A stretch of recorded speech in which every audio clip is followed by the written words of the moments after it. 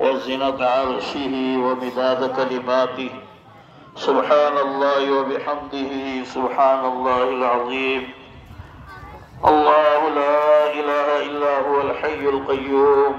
ألف لام ميم. الله لا إله إلا هو الحي القيوم وأنا بالحي القيوم. يا أحد الصمد الذي لم يلد ولم يولد ولم يكن له كفوا أحد. لا إله إلا أنت سبحانك إني كنت من الظالمين. لا إله إلا الله الحليم الكريم. سبحان الله رب العرش العظيم والحمد لله رب العالمين. جزى الله عنا محمدا صلى الله عليه وسلم ما هو أهله. ربنا ظلمنا أنفسنا وإن لم تغفر لنا وترحمنا لنكونن من الخاسرين. اللهم إنا نسألك موجبات رحمتك وعزائم مغفرتك والغنيمة من كل بر والسلامة من كل إثم. لا تدع لنا ذنبا إلا غفرته ولا هما إلا فرجته ولا دينا إلا قضيته ولا مريضا إلا شفيته ولا حاجة هي لك رضا إلا قضيتها يا أرحم الراحمين. يا أرحم الراحمين. يا حي يا قيوم برحمتك نستغيث. نستغفرك اللهم من كل ذنب وخطيئة ونتوب إليك. اللهم اهدنا فيمن هديت وعافنا فيمن عافيت وتولنا فيمن توليت وبارك لنا فيما أعطيت وقنا شر ما قضيت فإنك تقضي ولا يقضى عليك وإنه لا يذل من واليت ولا يعز من عاديت. تباركت ربنا وتعاليت ولا ملجأ منك إلا إليك. نستغفرك ونتوب إليك. وصلى الله على النبي وآله وسلم. اللهم اغفر لنا وللمؤمنين والمؤمنات والمسلمين والمسلمات وألف بين قلوبهم وأصلح ذات بينهم وانصرهم على عدوك وعدوهم. اللهم لعن الكفرة الذين يصدون عن سبيلك ويكذبون رسلك ويقاتلون أولياءك. اللهم خالف بين كلمتهم وامحو آثارهم واقطع دابرهم وزلزل أقدامهم وأنزل بهم بأسك الذي لا ترده عن القوم المجرمين. يا أرحم الراحمين.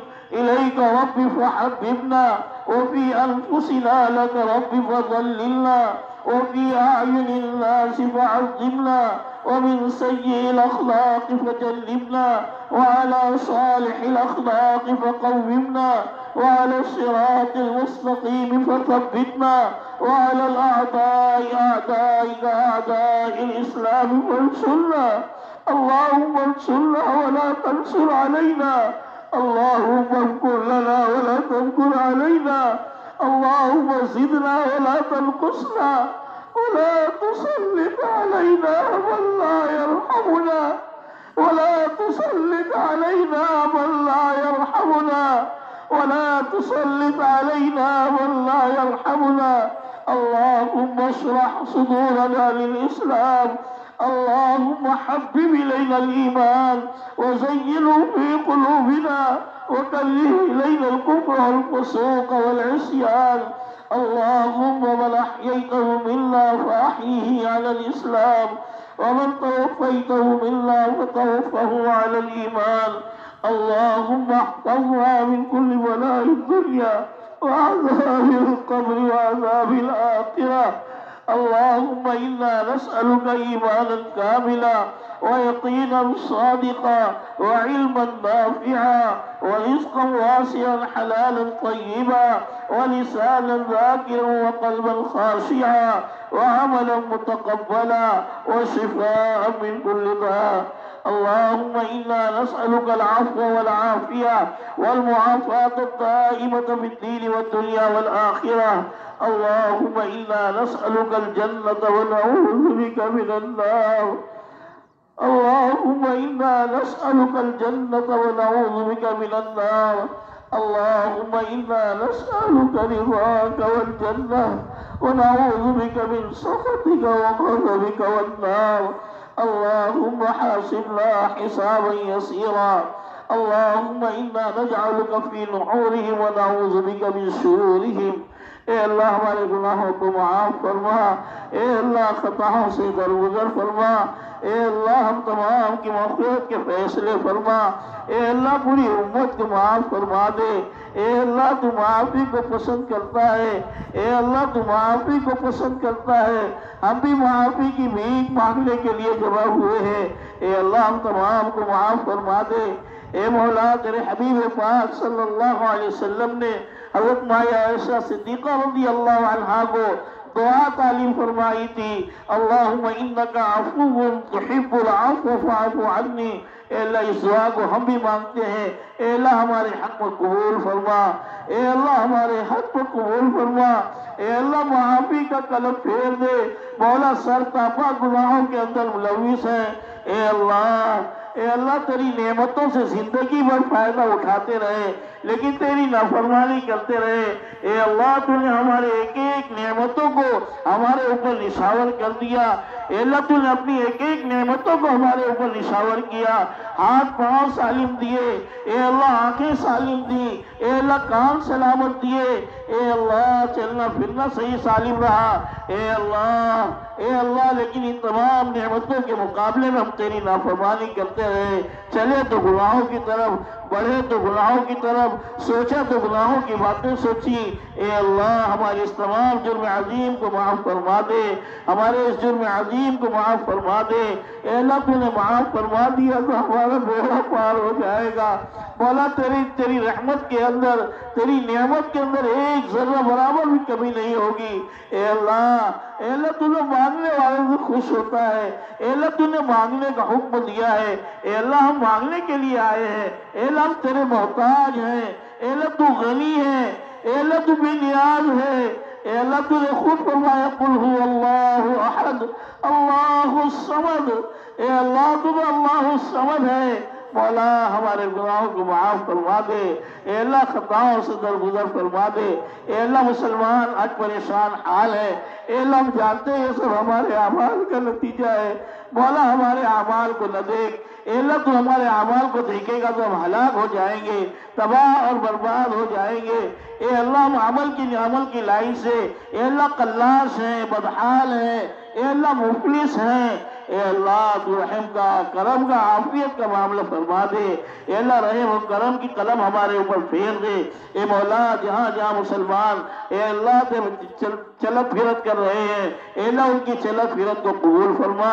اے اللہ تیرے راستے میں نکلے ہوئے ان کو قبول فرما. اے اللہ جہاں آج مسلمان ظالموں سے برسر پیکار ہیں, اے اللہ ان کی بھرپور مدد فرما. اے اللہ چھوٹے چھوٹے بچوں کی لاشوں کو دیکھ کر اے اللہ لوگوں کے کھڑے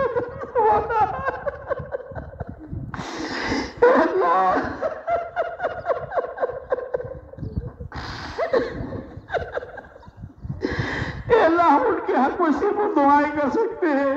اے اللہ ان بچوں کی شہادت کو قبول فرما لے. اے اللہ ان کے ذریعے سے انقلاب برپا کر دے. اے اللہ ظالموں کی ہر سازش کو ناکام فرما دے. اے اللہ ان کے منصوبوں کو ان کے اوپر الٹ دے. اے اللہ ان کے منصوبوں کو ان کے اوپر الٹ دے.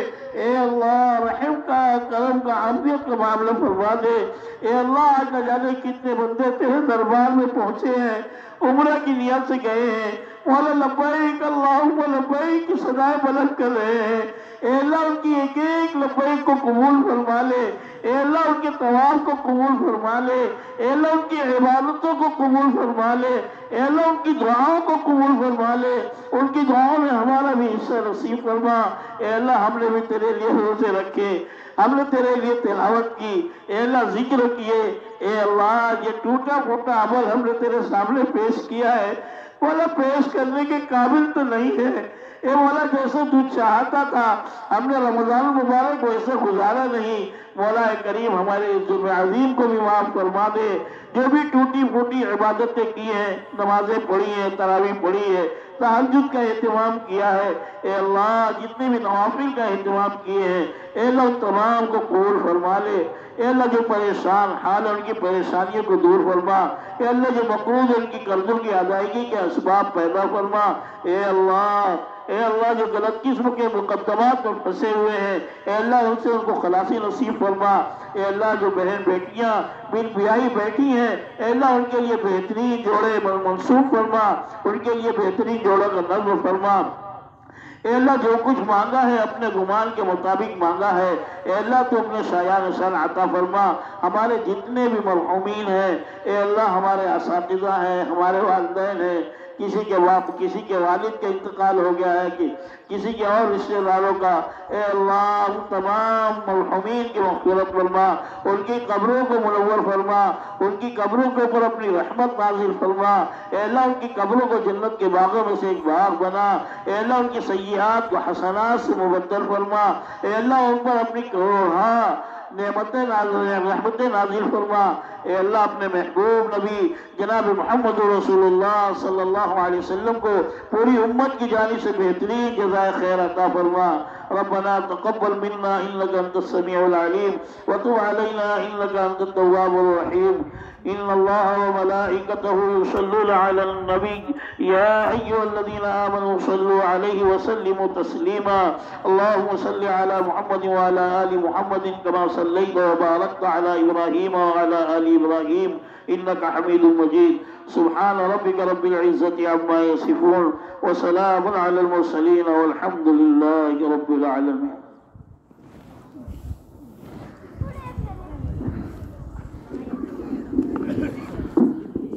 عزیزان گرامی، ایک ضروری اعلان فرمائیں، سماعت فرمائیں کہ قبل اس کے جو خطبہ ہو اس سے میں نے جامعہ تجوید القرآن کی جانب سے میں آپ حضرات کو عید کی دلی مبارکباد پیش کرتا ہوں اور ساتھ ہی اس طرح نشاندہی کرتا ہوں۔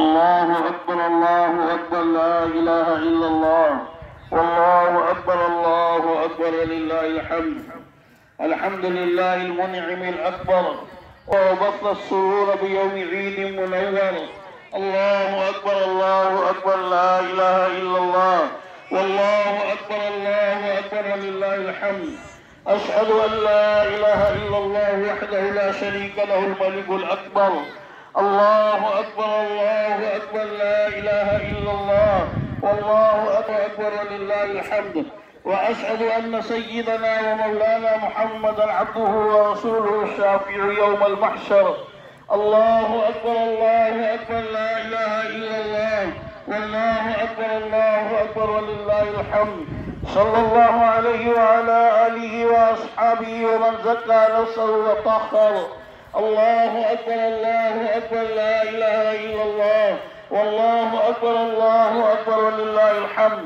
اما بعد فیا معشر الاخوان، قال نبینا صلی اللہ علیہ وسلم ان لكل قوم عيدا وهذا عيدنا، الله أكبر لا إله إلا الله والله أكبر ولله الحمد، واشكر الله تعالى فيه بأداء صدقة الفطر فإنها واجبة على مالك نصاب عن نفسه وطفله الصغير، نصف صاع من حنطة وصاع من تمر أو شعير، الله أكبر لا إله إلا الله والله أكبر ولله الحمد، واستحب لكم أن اغتسلوا واستاقوا وتطيبوا والبسوا أحسن ثيابكم وكلوا قبل الصلاة من تمر أو شيئا حلوا، واسعوا إلى صلاة العيد وكبروا في الطريق سرا، واستمعوا بعد الخطبتين وتفوزوا في الدارين، الله أكبر لا إله إلا الله والله أكبر ولله الحمد، أعوذ بالله من الشيطان الرجيم، يريد الله بكم اليسر ولا يريد بكم العسر ولتكملوا العدة ولتكبروا الله على ما هداكم ولعلكم تشكرون. بارك الله لنا ولكم في القرآن العظيم ونفعنا وإياكم بالآيات والذكر الحكيم، إنه تعالى جواد كريم ملك بر رؤوف رحيم.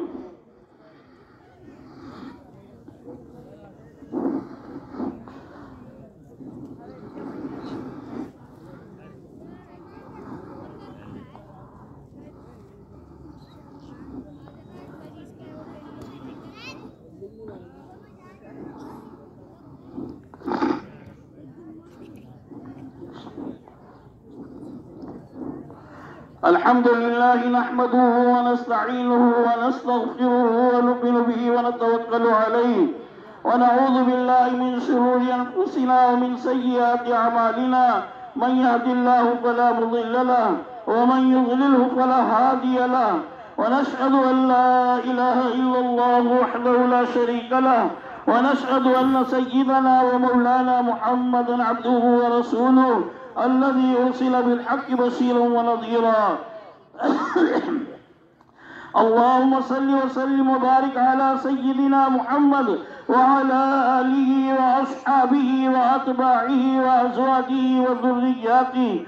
قال النبي صلى الله عليه وسلم: أرحم أمتي بأمتي أبو بكر، وأشدهم في أمر الله عمر، وأصدقهم حياء عثمان، وأقضاهم علي، وفاطمة سيدة نساء أهل الجنة، وحمد أسد الله وأسد رسوله. اللهم اغفر للعباس وولده رضوان الله تعالى عليهم أجمعين مغفرة ظاهرة وباطنة لا تغادر ذنبا. الله في أصحابي لا تتخذوهم غرضا من بعدي، ومن أحبهم فبحبي أحبهم، ومن أبغضهم فببغضي أبغضهم، وخير أمتي قرني ثم الذين يلونهم ثم الذين يلونهم. اللهم اغفر لجميع المؤمنين والمؤمنات والمسلمين والمسلمات الأحياء منهم والأموات برحمتك يا أرحم الراحمين، والحمد لله رب العالمين. أعوذ بالله من الشيطان الرجيم. إن الله يأمر بالعدل والإحسان وإيتاء ذي القربى وينهى عن الفحشاء والمنكر والبغي يعظكم لعلكم تذكرون. اذكروا الله يذكركم وادعوه يستجب لكم، ولذكر الله تعالى أعلى وأولى وأعز وأجل وأهم وأتم وأكبر، والله خبير بما تعملون.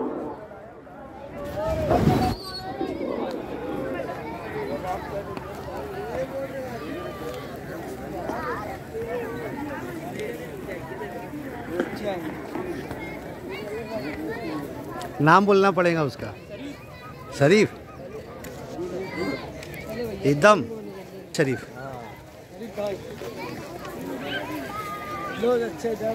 हाँ है देख। हाँ अरे वाह, एक गले मिलने का तो आना चाहिए।